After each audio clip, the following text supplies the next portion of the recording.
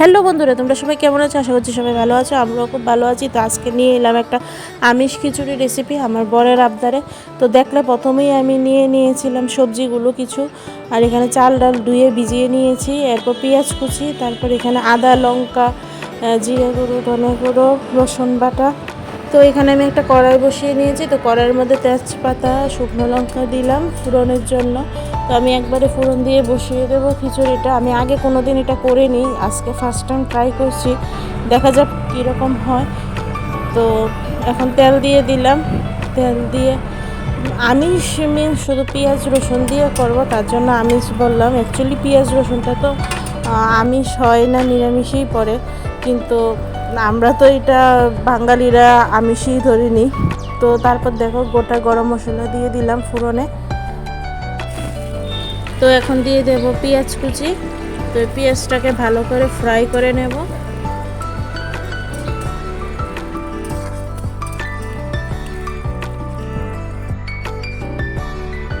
তো পেঁয়াজটা লাল লাল করে ভালোভাবে ফ্রাই হয়ে গেছে। তো এখন আমি ধনে জিরা আদা লঙ্কা রসুন বাটা যেটা একসাথে মিশিয়ে রেখেছিলাম, তো ওটা দিয়ে দিলাম।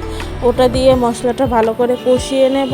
তো তার সাথে একটু হলুদ গুঁড়ো দিয়ে দিলাম, দিয়ে এখন কষিয়ে নিয়ে দেখো মশলার মধ্যে তেলটা ছেড়ে এসেছে, ভালো করে কষানো হয়ে গেছে। তো এখন আমি সবজিগুলো দিয়ে দেব। শীতকালীন কিছু সিম্পল সবজি, যেমন এখানে গাজর, মটরশুঁটি, সিম, বিন, কুমড়ো, এগুলো কিছু আরও অনেক কিছু দেওয়া যেতে পারতো, ফুলকপি, আলু, কিন্তু আমাদের ঘরে কেউ খেতে চায় না, তাই দেইনি।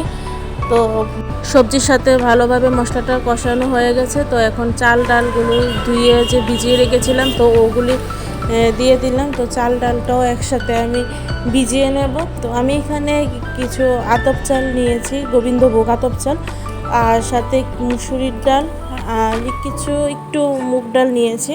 তো চালটাও ভালোভাবে ফ্রাই করে নেব মশলার সাথে।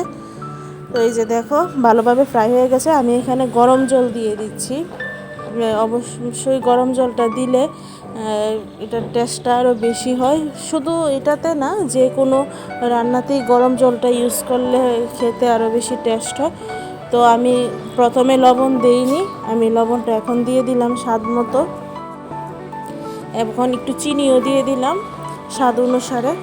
তো আমার কাছে একটু চিনি দিলে আমার কাছে টেস্টটা ভালো লাগে। এটা অপশনাল, নাও দেওয়া যেতে পারে, কিন্তু দিলে একটু টেস্টের ব্যালেন্সটা ঠিক থাকে, তাই আমি প্রায় রান্নার মধ্যে একটু চিনি ইউজ করি। তো আমি এটা ঢেকে দিয়েছিলাম কিছুক্ষণ, এখন ঢাকনাটা খুলে নিয়েছি। এখন আবার ভালোভাবে একটু মিশিয়ে নেব। এই যে দেখো মিশিয়ে নিয়ে আমার এরকম হয়েছে, খেতে খুব টেস্টি হয়েছিল।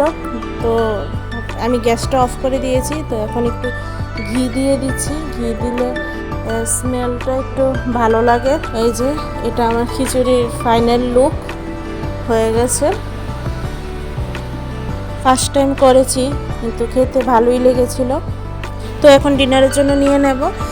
আমি ডিম ভাজি আর আলু ভাজি নিয়েছি। তো ওইটা দিয়ে খেতে ভালো লেগেছিল। তো কেমন লাগলো ভিডিওটা জানাবে অবশ্যই। দেখা হচ্ছে নেক্সট ভিডিওতে।